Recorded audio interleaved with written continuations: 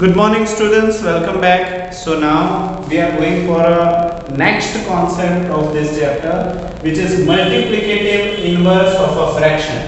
ये इतना फुद्दू कॉन्सेप्ट है कि इसको कराते हुए भी इतना आसान हम सिखाएंगे। देखो उतना आसान है ये मल्टीप्लिकेटिव इनवर्स। इसका दूसरा नाम है, पेट नेम है उसका रेसिप्रोकल ऑफ अ फ्रैक्शन।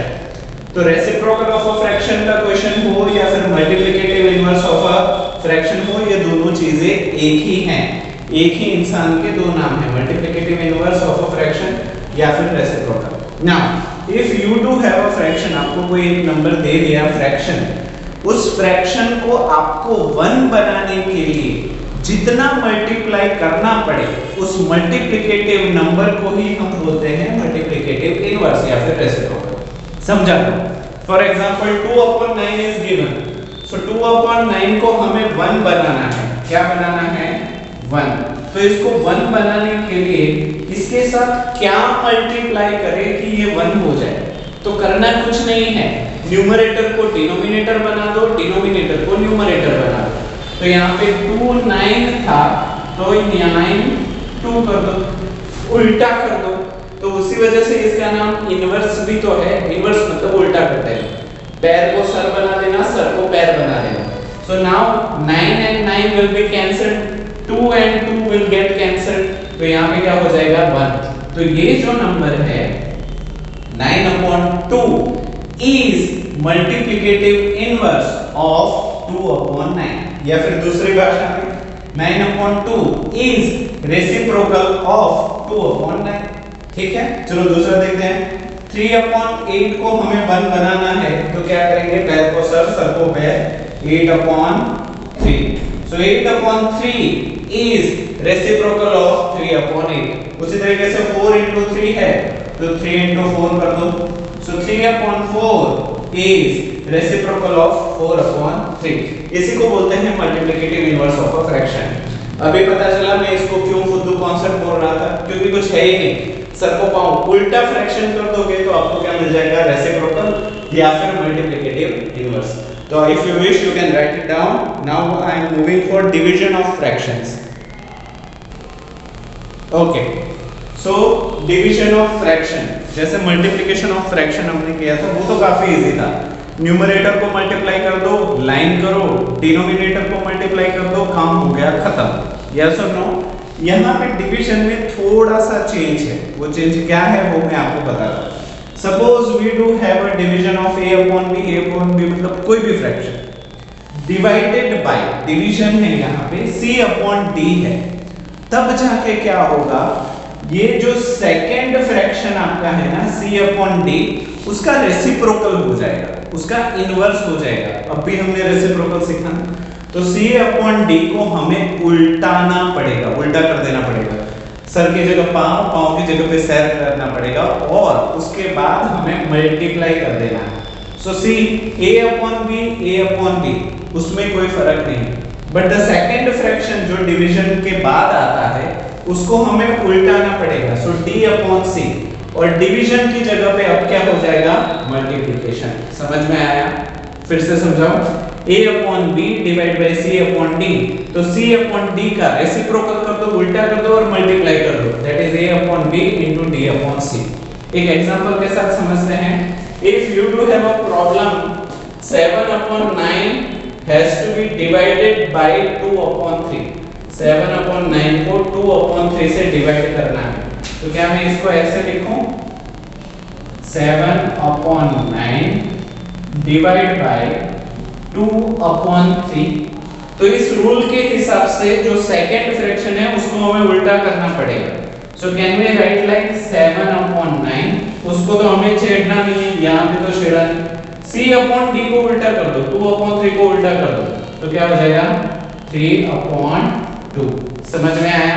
और इसके बीच में अब क्या होगा? Multiplication. Now what are the things common in numerator and denominator? You have to cut it. So यहाँ पे हमें पता है 3 3 9। समझ में आया? सो नाउ और कोई चीज कॉमन है नहीं, ये 7 है, 2 है, 3 है, तो यहाँ पे क्या हो जाएगा? न्यूमरेटर में 7 डिनोमिनेटर में 3 into 2, so 7 will be as it is, 3 2s are 6, तो 7 upon 6 is your answer। समझ में आ गया? तो इसी को बोलते हैं डिवीजन ऑफ फ्रैक्शंस। एक और प्रॉब्लम लेते हैं 25, चलो ये अच्छा है, वो भी करते हैं। ये रूल तो आपको याद रहेगा, अगर नहीं तो आप पॉज करके इस रूल को सिर्फ लिख लो डिवीजन ऑफ फ्रैक्शंस में। चलो और एक प्रॉब्लम लेता हूं मैं।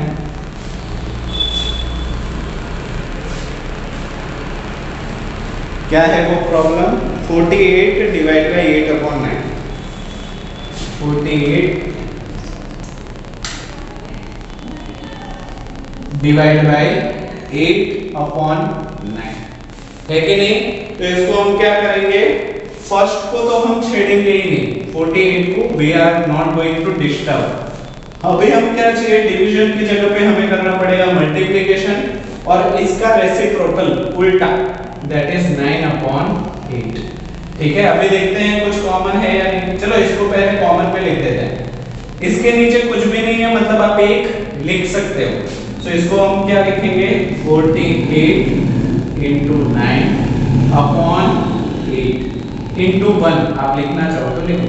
ठीक है, सो नाउ 48 और 8 कट हो सकता है, तो इसको हम क्या बोलेंगे, 4 2s है कि नहीं? सो 4 2s में 4 1s 4 and 4 2s 8, 12 4s 48, सही है।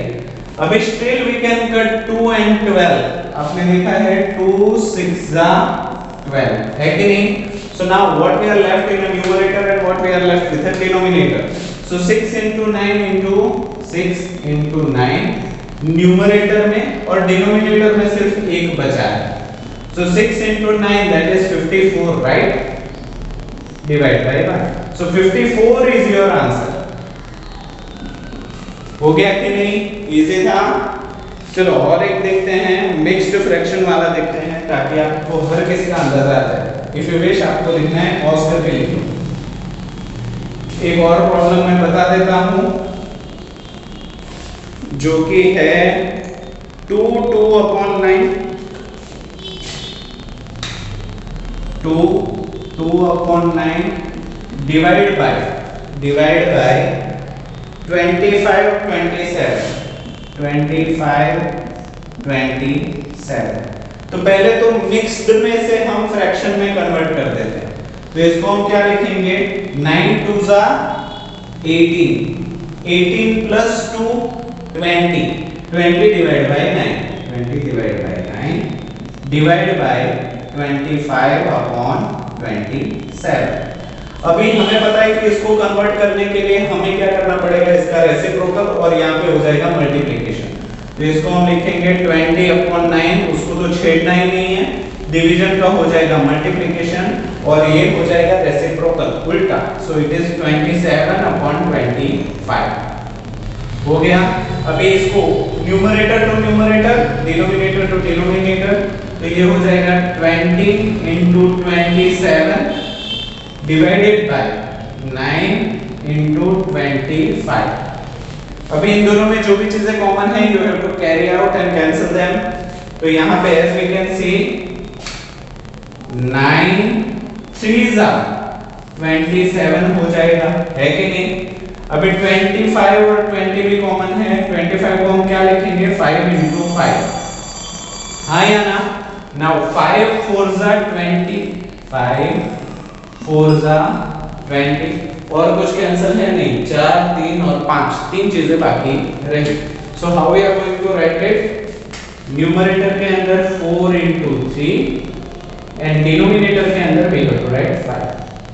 4 into 3 is 12 and 5 is 5, so it is your answer।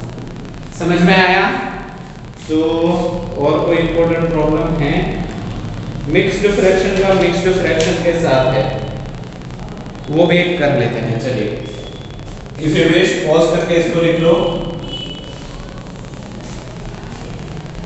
Mixed fraction का मिक्स्ड फ्रैक्शन के साथ है, उसमें भी कुछ नहीं है, इजी ही है, फिर भी एक देख लेते हैं। 2 2 upon 3 2 2 upon 3 divided by 1 5 upon 9 1 5 upon 9।